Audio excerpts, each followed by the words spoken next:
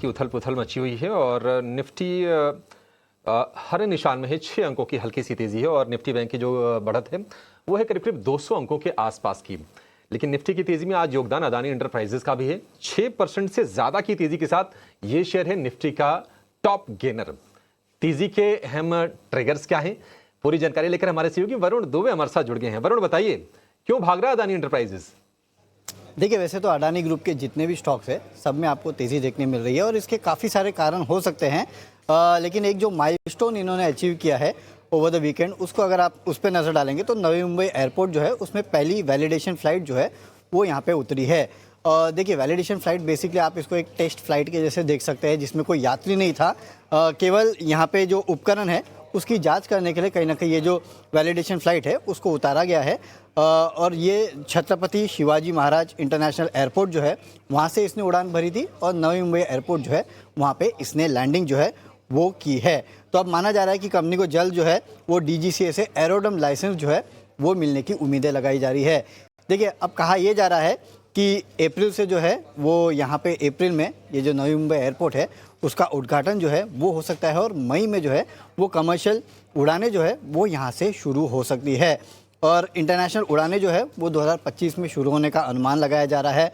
तो कहीं ना कहीं ऑपरेशनल होने जा रहा है जो नवी मुंबई का एयरपोर्ट है वो, और इसको काफ़ी चरणों में शुरू किया जाएगा। पहले चरण में अगर आप देखेंगे तो एयरपोर्ट से सालाना 2 करोड़ यात्री जो है वो यहाँ से फ्लाई करेंगे। इसके अलावा पहले 6 महीने में 80 लाख से 1 करोड़ यात्री जो है वो हैंडल करने का अनुमान जो है वो यहाँ पे लगाया जा रहा है। और देखिए, लागत करीब करीब 18,000 करोड़ रुपए के आसपास की है। 5 चरणों में पूरा कंस्ट्रक्शन जो है वो यहाँ पे पूरा होने वाला है। तो कहीं ना कहीं ये अब जो चीज़ें हैं वो शायद अडानी ग्रुप को थोड़ा बहुत हेल्प कर रही है। और देखिए, अडानी एयरपोर्ट जो है वो अडानी ग्रुप की सब्सिडरी है अडानी एंटरप्राइज की। तो यहाँ पे अब लोग ये भी मान रहे हैं कि कब तक अडानी एयरपोर्ट की लिस्टिंग होगी, ये अब सबसे बड़ा सवाल है। आगे 10 साल में अगर आप देखेंगे तो करीब 60 हज़ार करोड़ रुपए के आसपास के निवेश की यहाँ पे योजना बनाई हुई है। इसके अलावा एयरपोर्ट कारोबार जब मुनाफे में आएगा हो सकता है कि उसके बाद जाके ये इसकी लिस्टिंग करते हुए दिखाई दे।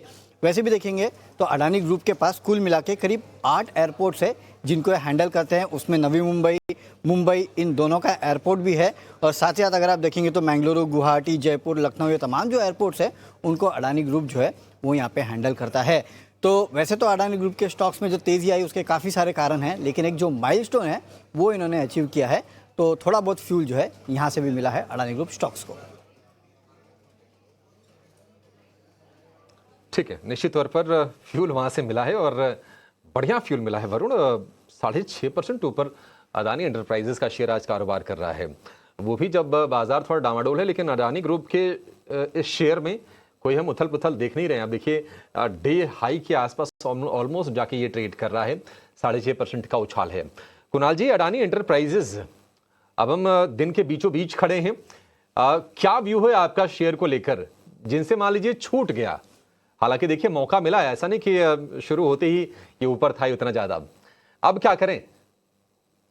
आई थिंक ऑलरेडी स्टॉक में एक अच्छा खासा करेक्शन देखा है हायर एंड से।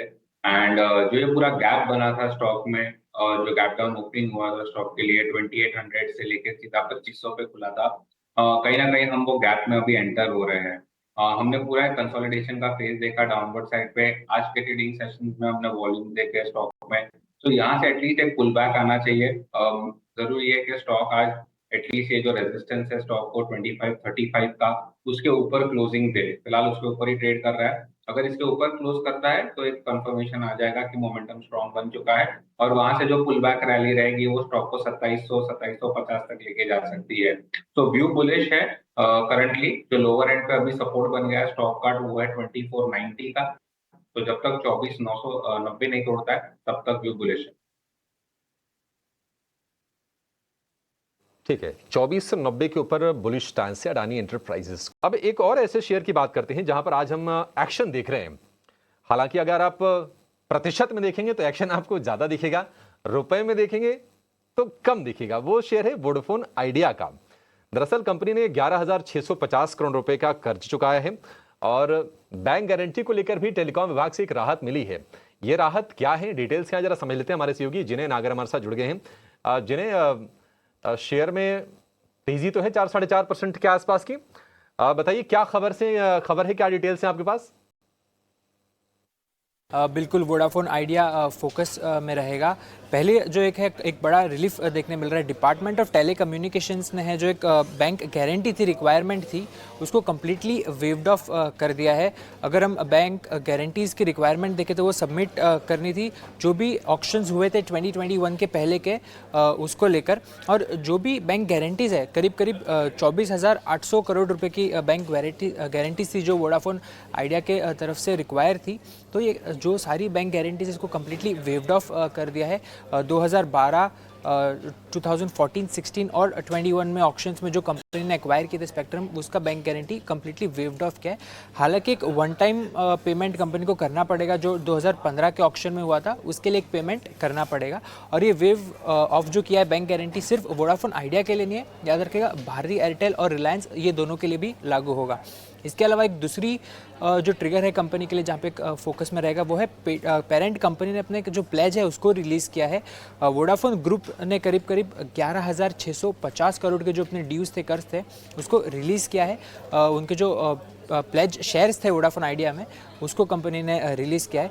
एज ऑफ अगर हम जून 30 देखें 2024 Q1 की बात करेंगे FY25, तो जो पेमेंट कमिटमेंट थी गवर्नमेंट को लेकर वो थी करीब 2,09,520 करोड़ के लेके, और इसके अंदर जो 1,39,200 करोड़ एक पोस्टपोन्ड स्पेक्ट्रम पेमेंट इंक्लूडेड था और एक AGR डेट था जो करीब 70,320 करोड़ का था। इसके अलावा अगर हम टोटल शेयर होल्डिंग पैटर्न देखें अभी कंपनी का, तो वोडाफोन ग्रुप करीब 22.56% स्टेक होल्ड करता है। वहीं आदित्य बिरला ग्रुप की बात करें तो वो करीब 14.76% होल्ड करता है, और अगर हम गवर्नमेंट की बात करें तो करीब 23.15% होल्ड करता है। इसके अलावा आगे जाकर अभी और कंपनी के लिए क्या पॉजिटिव ट्रिगर हो सकता है, तो पहला तो होगा आरपू और टैरिफ हाइक, यहाँ पे एक इंक्रीज जो भी देखने मिलेगी वो एक पॉजिटिव ट्रिगर बन के आएगा। इसके अलावा कंपनी का ज़्यादा केपेक्स 4G और 5G सेगमेंट में अगर हमें दिखेगा वो एक बड़ा ट्रिगर निकल कर आएगा। और चौथा जो बचा हुआ डेट है उसका रीपेमेंट कंपनी कैसे करती है, एक बड़ा ट्रिगर निकल कर आएगा। इसके अलावा अभी हम शेयर प्राइस की तरफ देख लें कि क्या चेंजेस नज़र आए, तो जो 2024 हाइज है वहाँ से अभी भी 61% शेयर प्राइस नीचे है। वहीं 6 मंथ प्राइस चेंज की बात करें तो 57% का चेंज देखने मिला है, और नवंबर का लो जो बना था वहाँ से अगर देखें तो 13% का रिकवरी हमें देखने मिला है। ठीक है, जिन्हें बहुत शुक्रिया। तो वोडाफोन के लिए कुछ पॉजिटिव चीज़ें हैं, और इसके अलावा बाकी जो चीज़ें हैं ना उम्मीदों पर टिकी हैं कि आगे कुछ चीज़ें अच्छी होती हैं तो फिर शेयर होल्डर्स के लिए वैल्यू बनेगी, कंपनी की सेहत भी सुधरेगी, लेकिन वो भविष्य में है और उस पर कंपनी कितनी गंभीर है, कितनी काम कर रही है, ये आंकड़े में ये चीज़ें पता चलती है। दिक्कतें हैं, मतलब कुल मिला जुला के 2 लाख करोड़ रुपए के आसपास की देनदारी है। 5G को लेकर अगर वो स्पीडअप करते हैं चीज़ें, अगर कस्टमर्स को फिर से अक्वायर करना वो शुरू करते हैं, अपने ग्राहकों को बढ़ाना, तब जाके चीज़ें साथ बेहतर होंगी, अदरवाइज तो मामला ढीला ही है। वोडाफोन आइडिया, कुणाल जी, उम्मीद जैसी थी कि पॉजिटिव खबर है, शेयर ऊपर खुलेगा, शेयर ऊपर खुला और हमने थोड़ा देखा कि और ऊपर गया। 7.99 आज का हाई है, लेकिन वहां से फिर से थोड़ी सी स्लाइड हमने देखी है इंट्राडे में। वोडाफोन आइडिया, क्या कोई कन्विक्शन है इस शेयर पर आपका? कोई ट्रेड लेना चाहिए? मान लीजिए कि मैं अगर अपना नजरिया पूरी सीरीज भर का भी रख लूं, क्या इतना मुझे व्यू लेके चलना चाहिए या फिर अवॉइड कर दे वोडाफोन आइडिया को? I think short term trading के पर्सपेक्टिव से देखना चाहिए वोडाफोन आइडिया को। अब आज के ट्रेडिंग सेशन में क्या हुआ है, पॉजिटिव न्यूज पे खुला है, बट आज का ओपन और हाई सेम है स्टॉक के लिए। सो अगर स्टॉक आज का हाई है वो निकाल देता है तो एक ट्रेड बन जाता है, क्योंकि ये कंफर्म करेगा कि वो अपने 20 डे मूविंग एवरेज को भी सरपास कर देगा।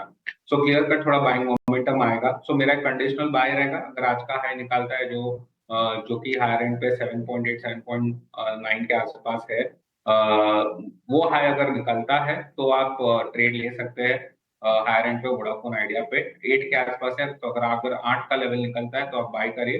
फिर आपका रिस्क जो रहेगा डाउन साइड पे, आपको जो स्टॉप लॉस रखना रहेगा वो है 7.4 का, तो आपका रिस्क काफी छोटा है। और हायर एंड पे स्टॉक अपने प्रीवियस स्विंग हाई को टेस्ट करने जा सकता है, जो करीब 9 से 10 रुपए के आसपास है। सो अगर 8 का लेवल निकालता है तो आप बाय करिए, 7.4 का स्टॉप लॉस रखिए, एटलीस्ट 9 से लेकर 10 तक के टारगेट्स आने चाहिए शॉर्ट टर्म बेसिस।